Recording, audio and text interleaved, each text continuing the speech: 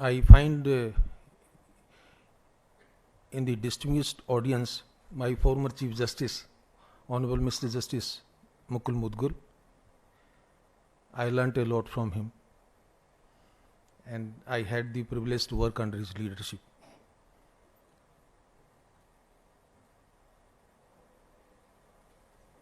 Very old friend and known public figure of the state, Shri Vinod Sharma ji, a young vibrant leader, Mr. Kartikeya Sharma. Again, my very old associate, Mr. Vivek Tankha, senior advocate. We worked together as Advocate General. At that time, he was Advocate General Madhya Pradesh. We have amongst Professor Rajkumar, Vice Chancellor, very renowned personalities from the media, distinguished members of the Supreme Court Bar, a very vibrant and in true sense who speaks legally, Mr. Tarun Nangia, my dear students, ladies and gentlemen.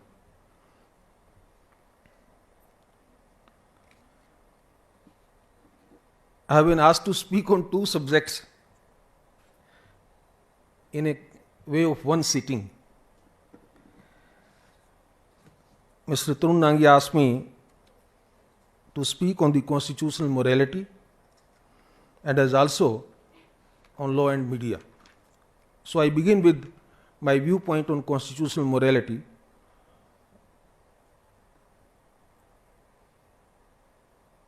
Constitutional morality as a concept may be slightly difficult to define at the best of times. We have heard it invoked on numerous occasions in a series of judgments of great importance for the interpretation of the Constitution. The first citation of this concept predates our time by almost 50 years, when Justice A.N. Roy and Justice Jagan Mohan Reddy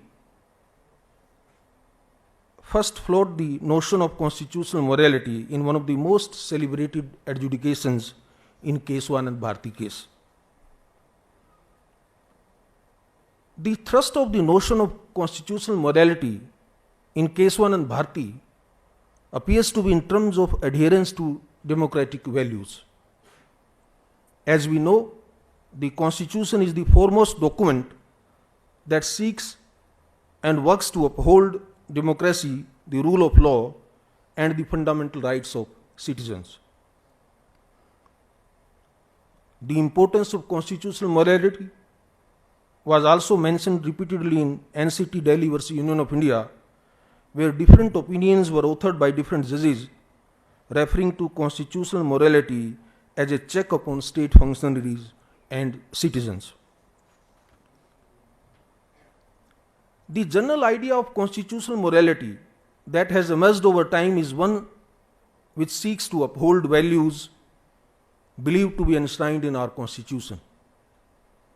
While these values may be traced to Part 3 of the Constitution, it appears that there could certainly be other sources from which constitutional morality is derived.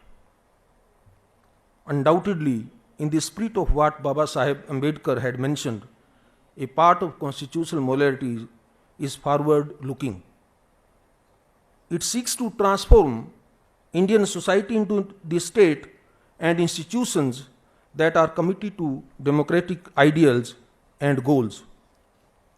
Let's remember that at that time, India was emerging from colonialism and marching towards becoming a fully functional democratic state. The Constitution, therefore, was meant to act as a stimulant to propel the country forward in its search for the appropriate balance between its many conflicting obligations. The key point that requires our consideration is that once the nation has attained such goal, to an extent, where does the transformative or forward-looking policy take us? It seems that a visionary like Baba Sahib Ambedkar never meant to stop and be satisfied as soon as the objective of democratization of society was attained. A country must constantly transform and rework into in order to keep up with the changing world. Our social mores, economic concepts, and ideas regarding what constitutes a healthy, tolerant, and pluralistic society will perpetually keep changing as time goes on. One component of constitutional morality is thus the progress and betterment of society. However, here is where I draw a small but crucial distinction. Constitutional morality, even as it moves forward and seeks to uplift members of society who have unfortunately been downtrodden for decades, cannot remain divorced from the society which it seeks to govern. A constitution cannot be aspirational, not only aspirational, but it cannot be oblivious to the realities of the world. What I wish to say is that Constitution acts as a medium for betterment of the people and helps people pursue the goals that they have laid down for themselves. To interpret the Constitution in a different way would be reminiscent of the way our country was ruled by the British colonizers for 2 centuries. During those times, the modes and attitude of the ruling class was completely detached from the population over which it presided. The reason for this is simple. The British were concerned purely with ruling. Democracy and its ideals of inclusiveness were the last thing on their mind. Here is where I draw the distinction between ruling and governance. A state which rules over its people is one that is indifferent to the desires of the people over whom it controls. This is not the case anymore. Now that we have achieved self-governance, I see no reason to mimic the attitude of our erstwhile colonial masters. Constitutional morality must be responsive and receptive to the people, as is norm for states where the people are governed. This brings me to another point that requires consideration in terms of constitutional morality. The Constitution that was envisaged by the founders partly resembles the Government of India Act 1935. As we are well aware, the intention behind this act was to ensure the greatest degree of control by our colonial administrators who were insensitive to the rights of the people. Contrary to 1935 Act, our Constitution is an instrument of public welfare, and the ethos and morality behind it are more fundamentally different. This makes it even more important for us to conjoin constitutional morality with the values that are in the veins of Indian society for centuries.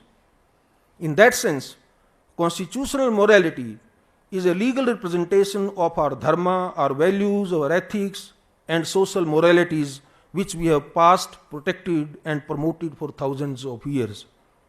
Our commitment to righteousness will guide our path forward from being a country that has now embedded democratic instincts into society and which emphasizes economic and technological development and innovation.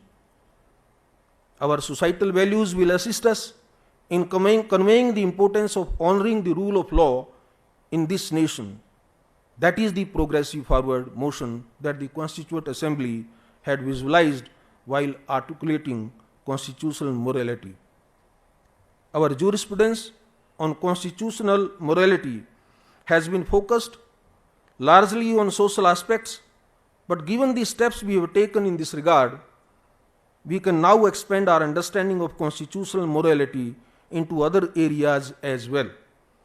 Constitutional morality should not be limited to social and political arena, but also include areas such as technology and economics. We must innovate not only in technical field such as engineering and medicine, but also in our law. In that, I believe that we will be guided by the centuries-old self-evolved morals that have steered our society in its times of darkness and light. An example that I often take is the decision made during the COVID-19 pandemic to share our vaccines with the rest of the world. This was especially important in poorer regions where resources to inoculate the population were not easily and readily available. This is not just a governmental decision, but a decision that outlines our traditional values of solidarity and sharing. And as you know, Sarve Bhavantu Sukhine Sarve Santu Niramaya, meaning thereby, may all be happy and free from illness. We are not driven by self-gain and profit, but by self-sufficiency that is aimed to uplift both ourselves and the people around us. This extends not just to our fellow Indians, but to any person in need, regardless of race, class, background, and religion.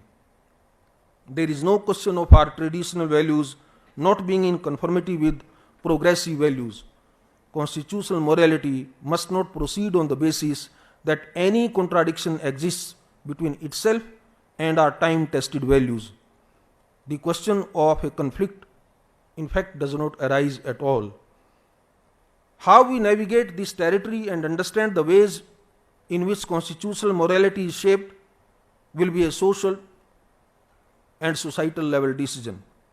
It cannot and should not be the determination of single individuals.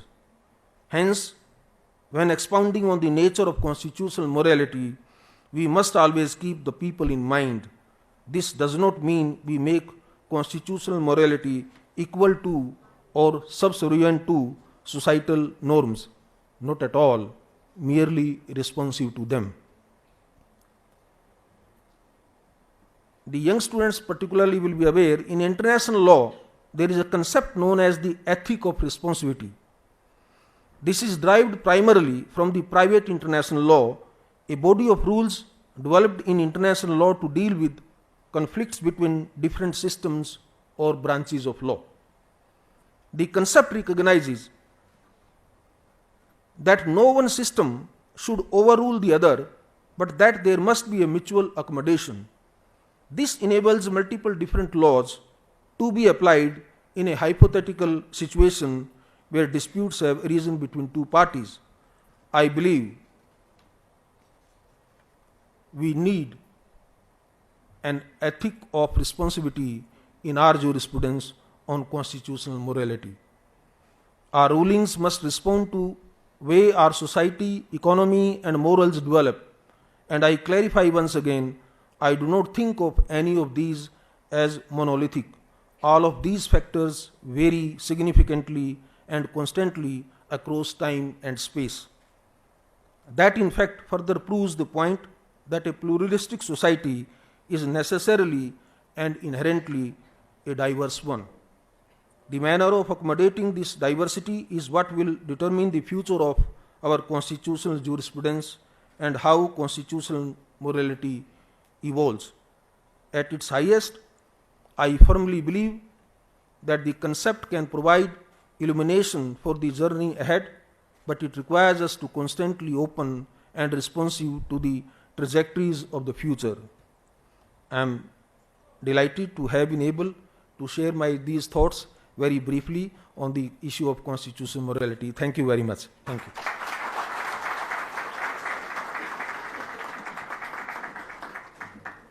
The second subject is a little problematic, I think. The law and media. But I have tried to say something, and I hope that you will appreciate it.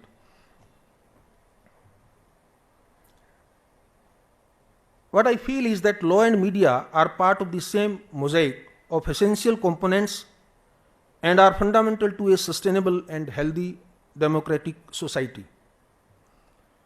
We always implore legal fraternity to implement and uphold the law with the greatest fervor to ensure that the citizens of the country continue to have faith in the rule of law and the systems that regulate and protect their rights and duties. Now, on the same pedestal and the same analogy, the media is under an onerous responsibility to report the truth and ensure it adheres to the highest tenets of good faith, integrity, and propriety. The state of legal reporting itself has grown by leaps and bounds, starting from the Indian Law Reports Act 1875 to the present day technological age, with numerous databases and legal news reporting websites. Our ability to convey the specifics of law to the masses has remarkably improved. There are two types of forms that have arisen in this digital age. One being the forms that are useful for those in the legal profession itself. Say, for example, you have SEC, Manu Patra, LexisNexis, and so on.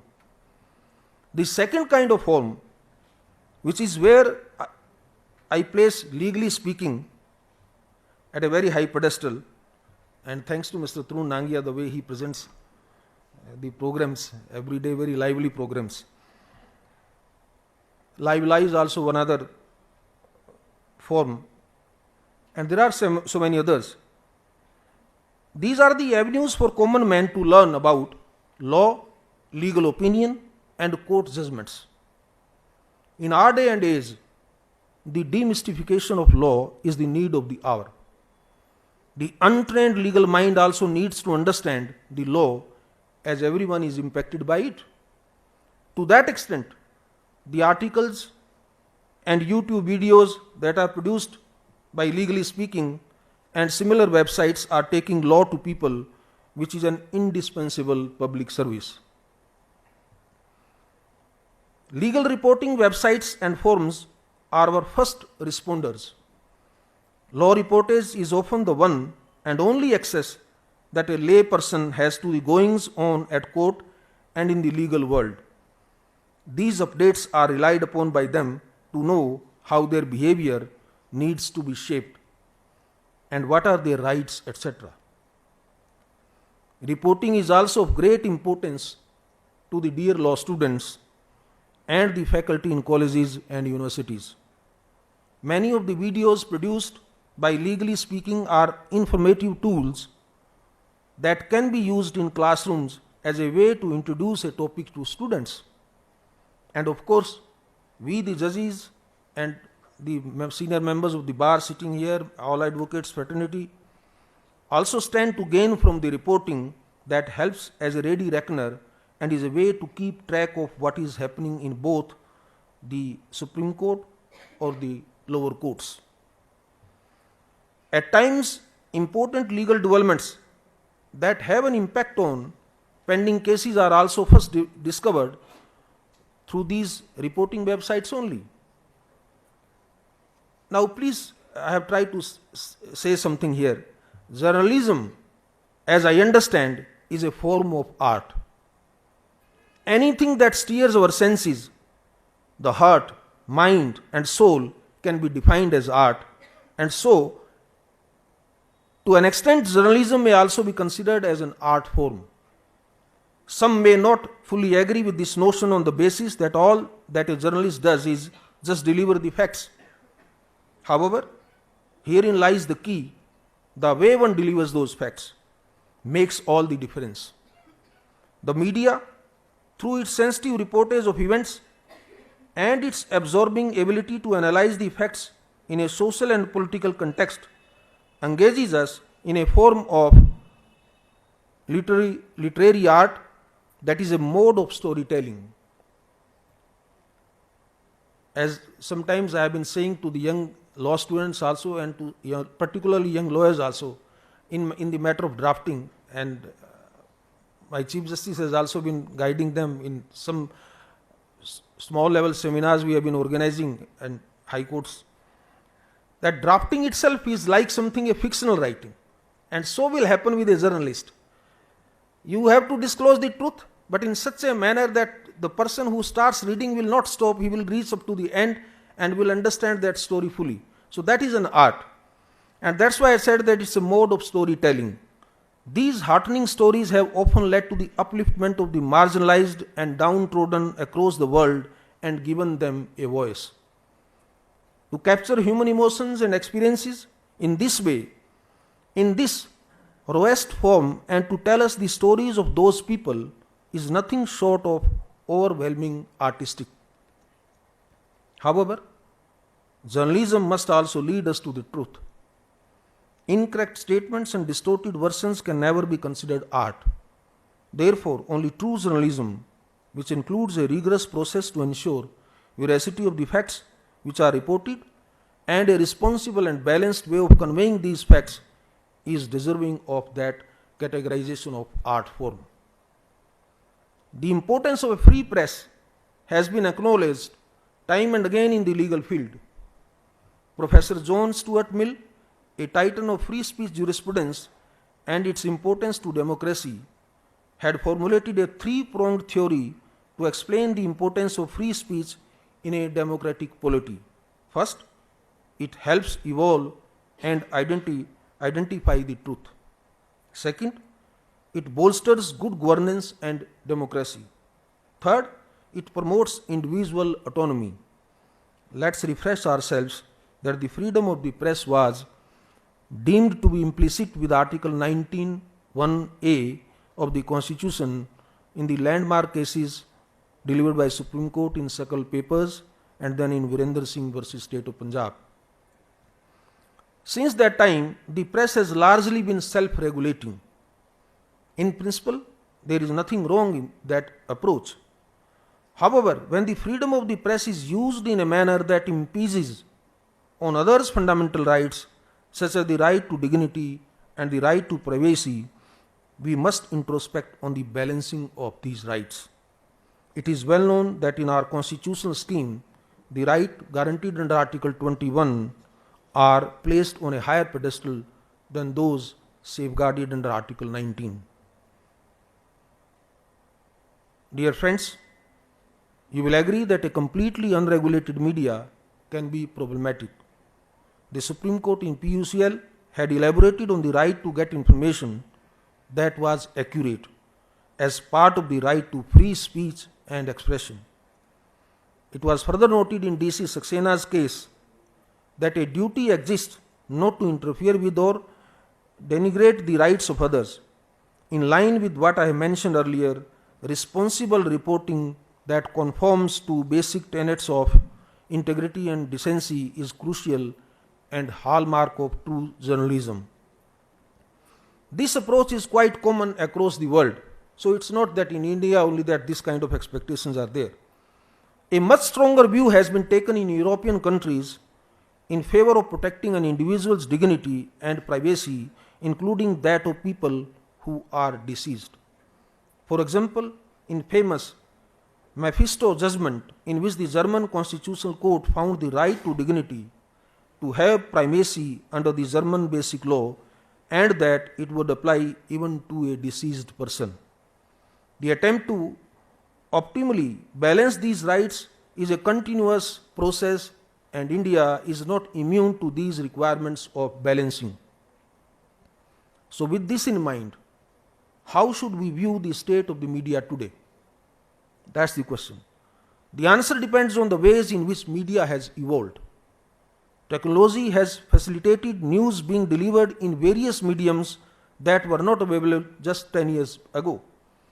The age of smartphones, portable devices, and social media has created a new digital ecosystem which all of us are required to navigate.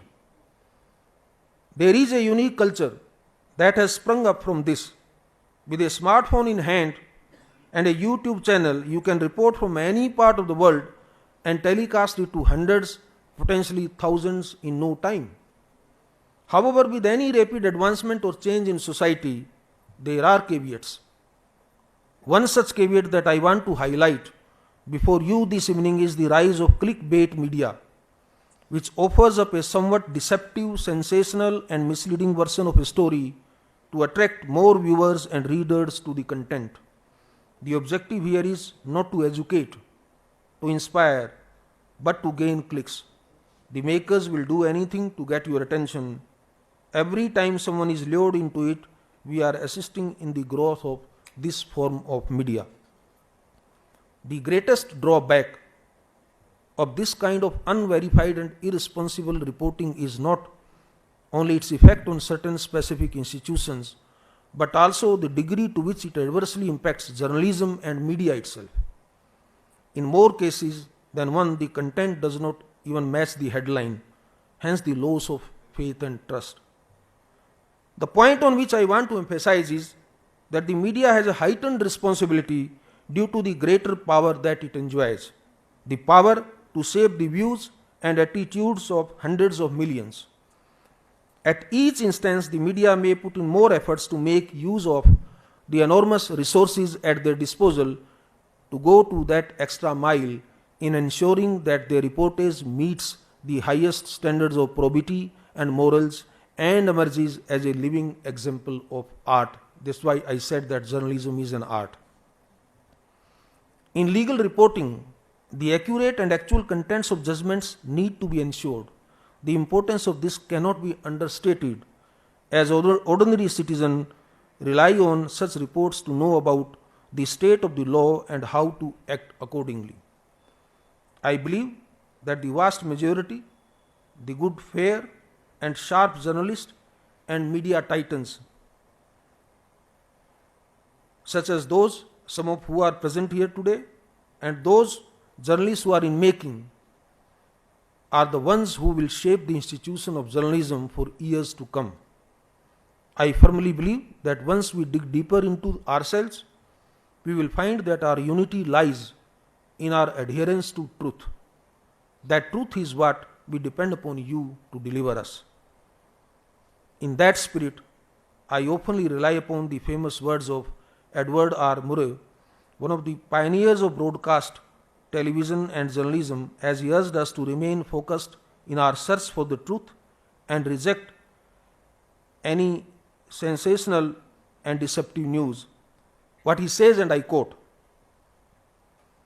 "We must not confuse dissent with disloyalty.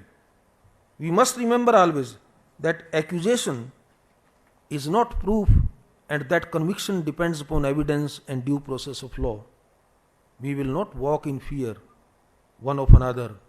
We will not be driven by fear into an age of unreason if we dig deep in our history and our doctrine and remember that we are not descended from fearful men, not from men who fear to write, to speak, to associate, and to defend causes that were, for the moment, unpopular." Unquote. These cautionary words of advice apply across time and across societies. I would conclude by saying that may integrity, humility, honesty, and responsibility lead us forward in clarity, unity, and justice. Thank you very much. Thank you. Jai Hind.